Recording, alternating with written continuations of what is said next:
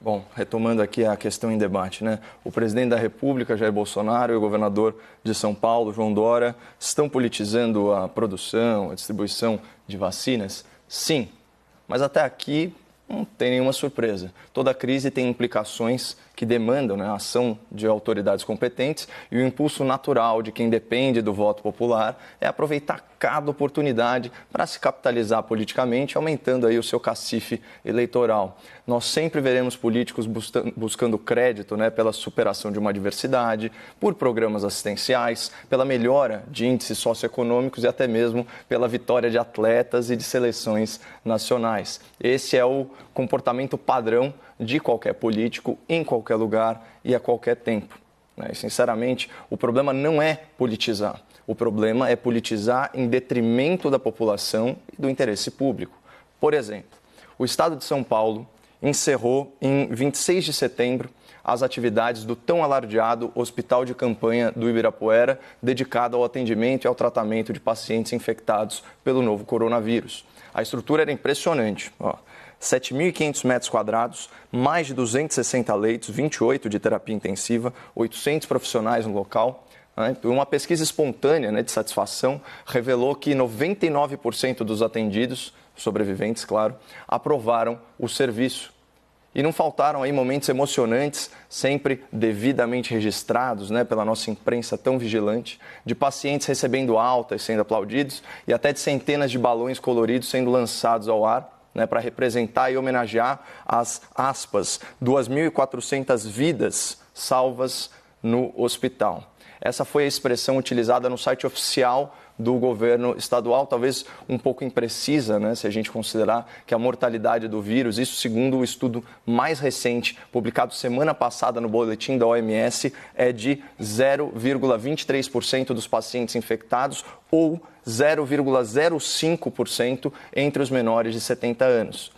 E só uma curiosidade, essa taxa de letalidade é similar à gripe sazonal, que é 0,13%, e à pneumonia, que é 0,2%, e isso nos países de alta renda. Mas voltando aqui ao exemplo paulista. Segundo reportagem da revista Veja, publicada em 29 de abril, o investimento para a implantação do Hospital de Campanha do Ibirapuera foi de 12 milhões de reais. E o seu custo de operação era de 10 milhões de reais por mês. Portanto, considerando aí os seus quase 5 meses de funcionamento e agregando o valor de instalação, nós estamos falando de uma despesa estimada de 62 milhões de reais. Vocês sabem quantos pacientes foram atendidos? Apenas 3.189, o equivalente a pouco mais de 20 acolhidos por dia, ao custo médio de R$ 19.400 por paciente, incluídos aí aqueles com sintomas leves, sintomas moderados. Então, só para vocês terem uma ideia, no auge da pandemia, em julho, São Paulo chegou a registrar média superior a 1.900 novas internações por dia. Ou seja, aqueles 3.180 pacientes do hospital de campanha, atendidos ao longo de 5 meses, ao custo estimado exorbitante de 62 milhões de reais, eles correspondem a apenas 40 horas de internações da rede hospitalar paulista. Então, trocando em miúdos, para fazer a mesma coisa que São Paulo já fazia em menos de 2 dias, o governador gastou 150 dias e dezenas de milhões de reais e ainda saiu cantando vitória, alegando que estava, aspas, salvando vidas. Mentira! Os hospitais de campanha foram uma encenação desnecessária, uma encenação perdulária para dar holofote e protagonismo ao governador nessa grande tragédia que foi e ainda é a pandemia. Isso sim é politizar a crise em detrimento da população e do interesse público, como eu argumentei no início da minha fala. Então não há problema nenhum em alardear por aí que você está salvando vidas se você estiver efetivamente salvando vidas. Aí você pode politizar à vontade. Mas não me venha dizer que você está salvando vidas, multando e prendendo trabalhadores na rua, montando hospital de fachada e lacrando o fique em casa. E está aí o resultado. De um lado, a queda consistente no número de casos e de óbitos, conforme a quarentena se flexibiliza, provando o fracasso do isolamento social horizontal como política pública. E, de outro lado, uma população desempregada, empobrecida pela paralisação econômica, dependente de um Estado cada vez mais deficitário. Aliás, conectando a linha de raciocínio com a pauta do enunciado. Se o governador de São Paulo tivesse realmente apreço pela ciência, ele não estaria tão empenhado em queimar etapas do necessário processo científico da testagem da vacina da Sinovac. Esses testes que já estão sendo feitos em velocidade recorde, fora dos padrões regulares, eles são fundamentais para determinar se a imunização será eficaz e segura, como bem colocou o Dr. Bruno.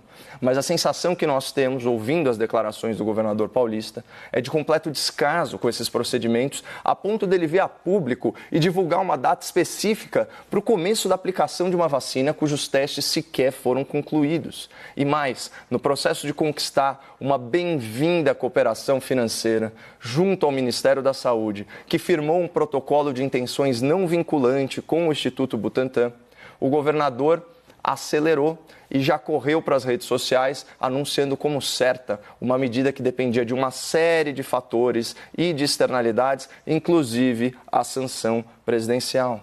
Ou seja, faltou ao governador tato político ao politizar essa situação.